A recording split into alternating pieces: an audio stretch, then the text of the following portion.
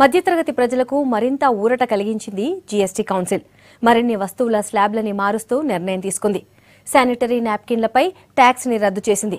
గతంలో వీటిని 12%లో స్లాబ్లో పెట్టింది ప్రభుత్వం. దీనిపై విమర్శలు వెల్లువెత్తడంతో నిర్ణయాన్ని మార్చుకుంది జీఎస్టీ కౌన్సిల్. రాఖీలపైన కూడా ట్యాక్స్ ని రద్దు చేసింది. రాళ్లు, మార్బుల్స్ తో తయారు చేసే దేవతా విగ్రహాలపై జీఎస్టీని తొలగిస్తున్నట్లు చెప్పారు ఆర్థిక మంత్రి పీయూష్ గోయల్.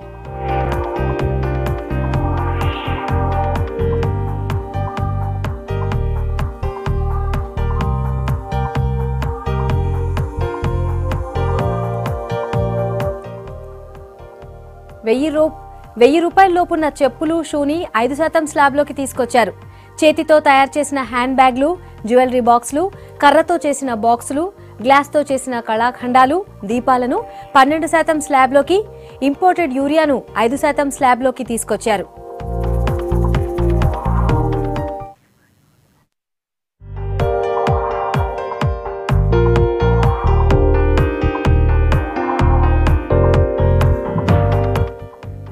ఇక వాషింగ్ మిషన్లు, లిథియం అయాన్ బ్యాటరీలు, వాక్యూమ్ క్లీనర్, ఫుడ్ గ్రైండర్లు, మిక్సర్లు, స్టోరేజ్ వాటర్ హీటర్లు, హెడ్ డ్రైయర్లు, హ్యాండ్ డ్రైయర్లు, పెయింట్, వార్నిష్, వాటర్ కూలర్లు, మిల్క్ కూలర్, ఐస్ క్రీమ్ కూలర్లు, పర్ఫ్యూమ్లు, టాయిలెట్ స్ప్రేలను 28% స్లాబ్ నుంచి 18% స్లాబ్లోకి తీసుకొచ్చారు.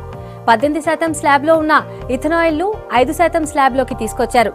కౌన్సిల్ నిర్ణయంతో మొత్తంగా దాదాపు 100 వస్తువుల ధరల్లో మార్పులు జరగనున్నాయి. ఇవి ఈ నెల 27 నుంచి అమల్లోకి రానున్నాయి.